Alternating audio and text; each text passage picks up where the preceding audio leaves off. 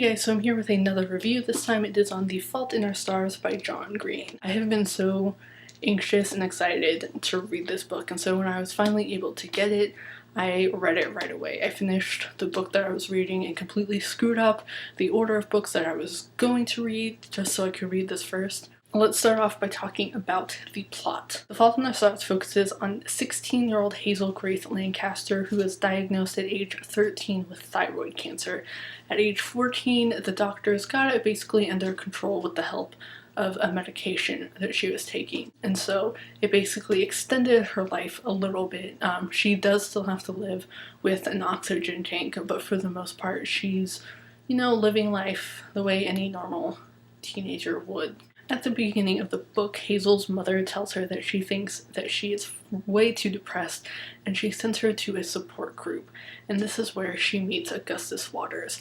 And this is basically where the plot takes off, and the story really focuses on sort of how Augustus and Hazel help each other and their sort of friendship throughout the story. Now, I actually really loved the plot. I thought it was a better way to do a story about, cancer patients. Most stories you see out there, the characters and the plot is just really too depressing. But there are also those books where the story is way too over happy and the characters really basically deny the fact that they even have it. And so nothing can bother them, nothing can bring them down. And I liked that this story focuses on the ups and downs. It wasn't too much sadness, it wasn't too much happiness, it was right in the middle. So I think that was really great. Now, there was one thing that sort of underwhelmed me about this book, and I don't really know what part it was. I think it was towards the end. Everyone was talking about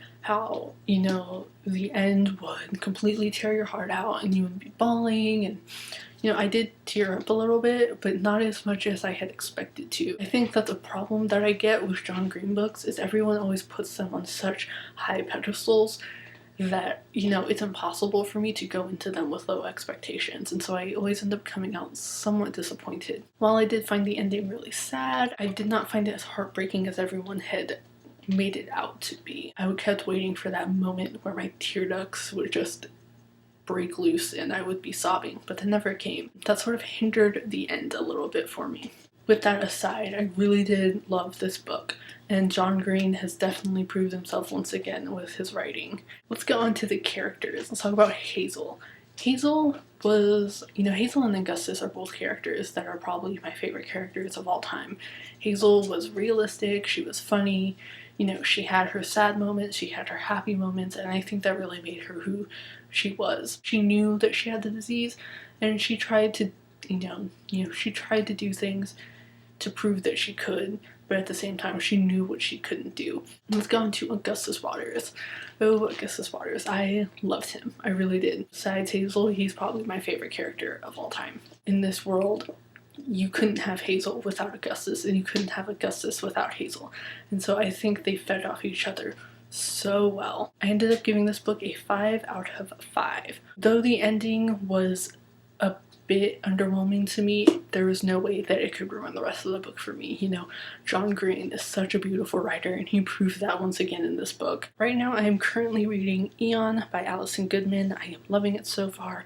I can't wait to finish it. I know you may be thinking, well, Amanda, if you love it so much, then why is it taking you so freaking long to read? And that's because I basically live at work now. I don't really have time to read. I literally come home, eat, take my dogs out, and sleep. I try to read a little bit before work, and I definitely read quite a bit last night before I went to bed. But that is also why I haven't been posting videos, and that's something I also wanted to talk to you about. I know I haven't really been posting videos as frequently. I know I normally used to post like 2 to 3 videos a week, but like I said, I have no time. I do have a book haul coming up though, because I went to Half Price Books a few days ago and got some books. So yeah, if I'm talking quieter, it's because there's someone out in the living room. But I was like, you know what? Screw it, because I need to post a video. I think I need to get past my fear of people finding out that I post YouTube videos, because otherwise I will never use this channel again because I have no time. That was my review of The Fault in Our Stars.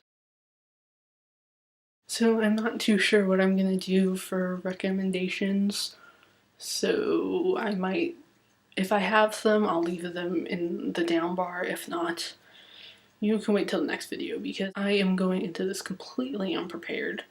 I don't remember all the videos that I have watched this past week or so.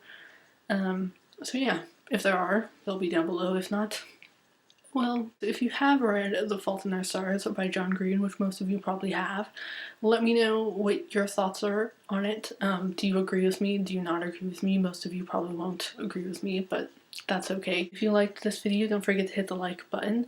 If you're new here and you want to see more of my videos, which they will be more frequent these next coming weeks, don't forget to hit the subscribe button. I'll leave all my links to get into contact with me outside of YouTube down below. Facebook, Twitter, Tumblr, Goodreads, Instagram, Pinterest, whatever. I will see you for my next video, which will be a book haul.